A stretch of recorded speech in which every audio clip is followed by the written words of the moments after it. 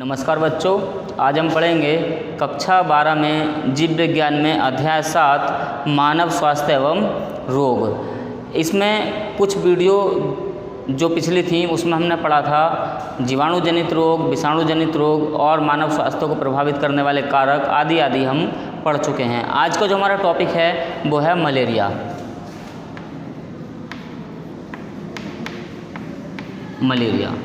Malaria बच्चों एक protozoan जनित रोग है। प्रोटोजोन जिसका नाम है प्लाज्मोडियम, जिसका क्या नाम है? प्लाज्मोडियम।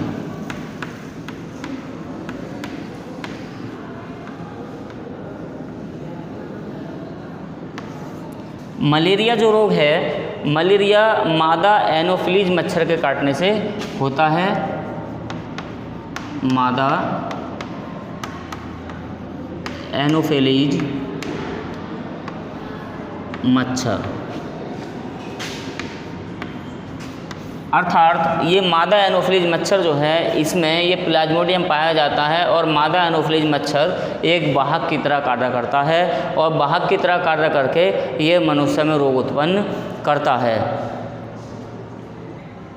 तो जैसा कि बच्चों बताया कि इसके दो पोषक हैं। प्रथम पोषक जो है वो मादा एनोफिलीज मच्छर है और दूसरा जो पोषक है वो मनुष्य है। अर्थात इसका जीवन काल जो है प्लाज्मोडियम का वो दो पोषकों में पूरा होता है। प्राथमिक पोषक या प्राइमरी पोषक है मच्छर, मादा एनोफिलीज मच्छर, और द्वितीय पोषक है इसका मनुष्य। दोनों से ये पोषण प्राप्त करता है और अपना जीवन चलाता है या अपनी लाइफ साइकिल चलाता है। इसके बाद जो हेडिंग आती है वो है उद्भवन काल। उद्भवन काल क्या होता है? उद्भवन काल मानव पोषक के शरीर में प्लाज्मोडियम के स्पोरोजॉइड जो अवस्था होती है, प्लाज्मोडियम की अवस्था होती है जिसको कहते हैं स्पोरोजॉइड। तो मनुष्य के शरीर में स्पोरोजॉइड प्रवेश करने के बाद संक्रमण तक की अवस्था जो होती है वो कहलाता है उद्भवन काल। स्पोरोजॉइड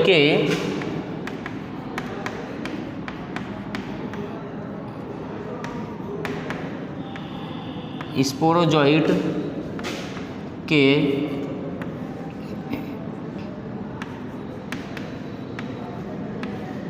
मानव में प्रवेश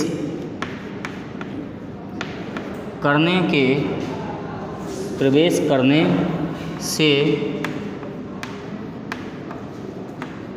लेकर संक्रमण तक की अवस्था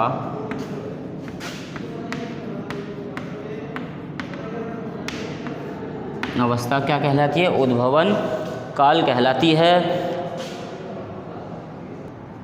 इसके बाद बच्चों हम देखेंगे प्लाज्मोडियम का जीवन चक्र। प्लाज्मोडियम का जीवन चक्र या प्लाज्मोडियम किस टाइप से अपनी लाइफ को स्पेंड करता है, दोनों पोषकों में किस प्रकार से इन दोनों का संक्रमण होता है। तो सबसे पहले जब एक मादा एनोफिलीज मच्छर किसी स्वस्थ मनुष्य को काटती है तो जैसे ही स्वस्थ मनुष्य को काटेगी तो स्पोरोजॉइड अवस्था किस में चली जाएगी? वो स्वस्थ मनुष्य में चली जाएगी। और स्वस्थ मनुष्य में जाने के बाद ये प्लाज्मोडियम आधे घंटे बाद मनुष्य के ब्लड से यकृत में चले जाते हैं। यकृत में इसलिए चले जाते हैं यदि ये ब्लड में रहेंगे तो WBC सेल्स इनको नष्ट कर देंगे, प्लाज्मोडियम को नष्ट कर देंगे। तो उन WBC कोशिकाओं से बचने के लिए, वाइट ब्लड कार्पसल्स से बचने के लिए ये कहाँ चले जाते हैं? मनुष्य के यकृत में चले जाते हैं। ये चले जाएंगे मनुष्य के यकृत में और यकृत में क्या करते हैं? वहाँ पर अपनी संख्या बढ़ाते हैं। यकृत में संख्या बढ़ाते हैं। यकृत में संख्या बढ़ाने के बाद ये आक्रमण करते हैं मानव के RBC पर। जो मानव की लाल रुधिर कणिकाएँ होती हैं, रेड ब्लड कार्पसल्स होते हैं, उन पर ये आक्रमण करते हैं और आक्रमण करने के बाद उनकी जो रक्त में जो प्रोटीन होती है हीमोग्लोबिन,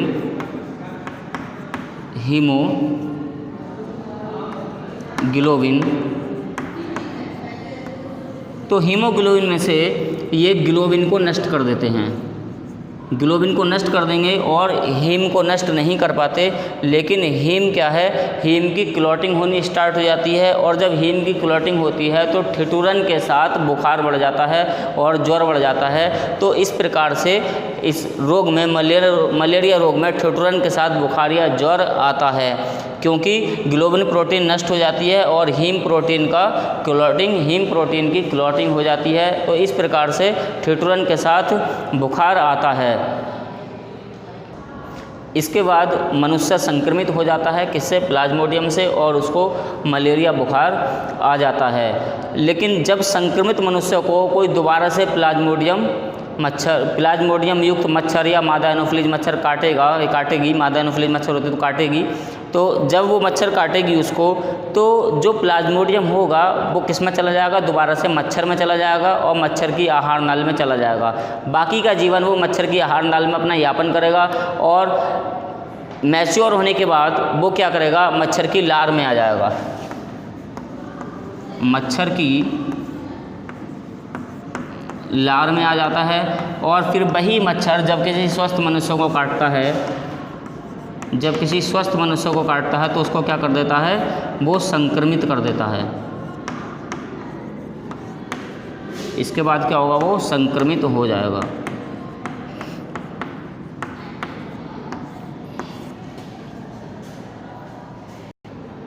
इसके बाद बच्चों हम जानेंगे मलेरिया के भेद। मलेरिया कितने प्रकार से हो सकता है या कितने प्रकार का मलेरिया होता है। मलेरिया के भेद, कितने प्रकार से मलेरिया हो सकता है। तो मलेरिया होता है, एक सबसे पहले आता है तृतीयक मलेरिया, नंबर 1 आता है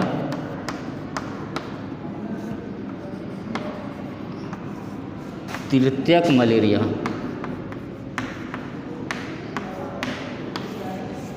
तृतीयक मलेरिया में इसमें जो बुखार का दौरा होता है, यानी बुखार जब बढ़ता है, ठिठुरन लगती है, तो वो 48 घंटे बाद आता है। यह प्लाज्मोडियम बाइवैक्स के द्वारा होता है।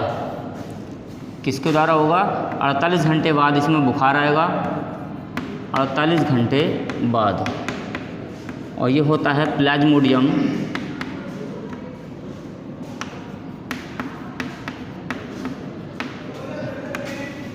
बाइवैक्स के द्वारा।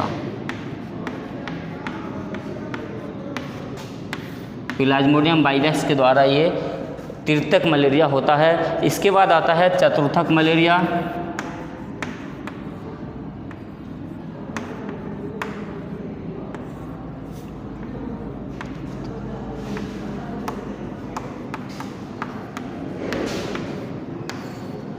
चतुर्थक मलेरिया में इसमें दौरा क्या होगा, 72 घंटे बाद पड़ता है। इसमें 48 घंटे बाद और चतुर्थ मलेरिया में 72 घंटे बाद।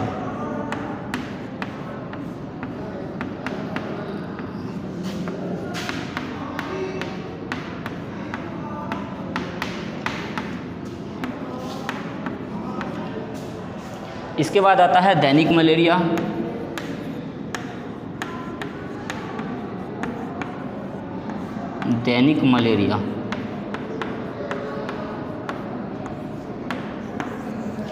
दैनिक मलेरिया में इसमें दौरा प्रतिदिन आने लगता है और यह प्लाज्मोडियम की एक से अधिक जातियों के संक्रमण से होता है। जैसे प्लाज्मोडियम ओवेल, प्लाज्मोडियम फैल्सीपेरम, इनके द्वारा जब एक से अधिक जातियों का संक्रमण हो जाता है तब मलेरिया का बुखार रोज आने लगता है। दैनिक दौरा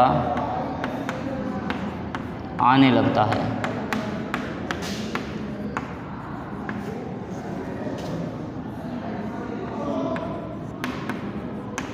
प्लाज्मोडियम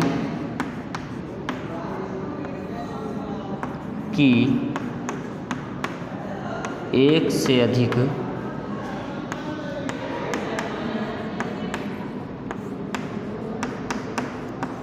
जातियों के संक्रमण द्वारा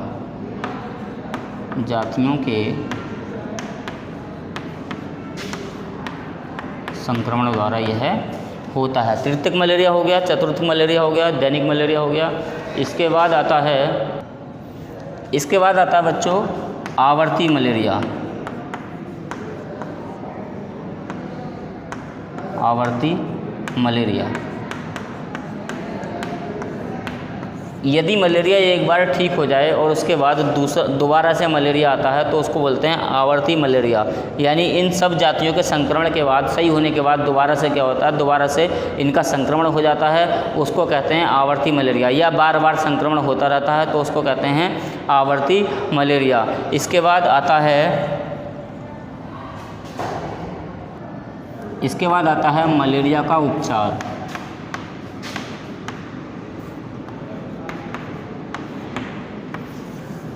मलेरिया के उपचार में बच्चों क्विनैन नामक एक परंपरागत औषधि बनी हुई है जो दी जाती है।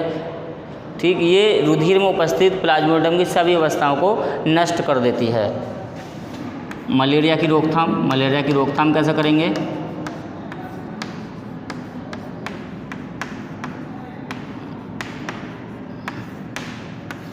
मलेरिया की रोकथाम, तो मलेरिया की रोकथाम के लिए 3 विधियां अपनाई जाती हैं। एक तो आता है मच्छरों का संहार, मच्छरों को नष्ट कर दीजिए, या फिर दूसरा आता है रोगों से बचाव भी हो सकता है, और उसके बाद तीसरा आता है रोगियों का उपयुक्त उपचार।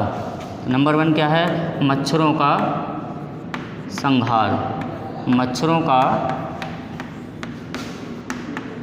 संहार, दूसरा था रोगों से बचाव,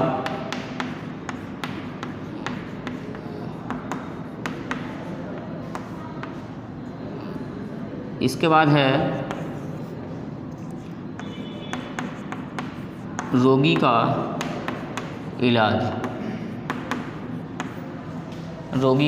इलाज या रोगी का उपयुक्त उपचार।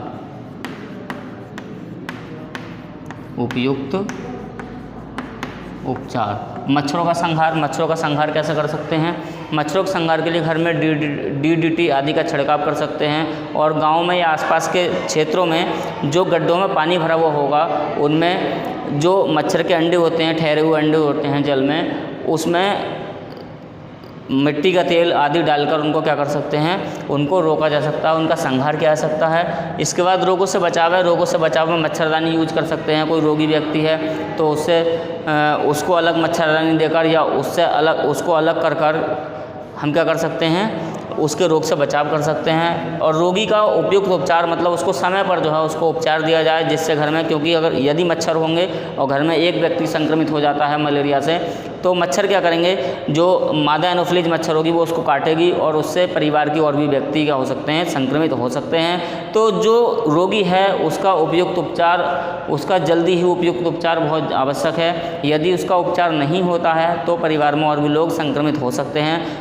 तो इस प्रकार से बच्चों आज हमने पढ़ा प्लाज्मोडियम बाइवैक्स, उसका जीवन चक्र, उससे होने वाला रोग, उसका वाहक और उसके दोनों पोषक, मलेरिया का उपचार और मलेरिया की रोकथाम के बारे में। आशा करता हूँ ये आपके समझ में आया होगा, और जो ये वर्क है ये सारा इसकी डिटेल जो है ये PDF के माध्यम से भेज दी जाएगी। धन्यवाद।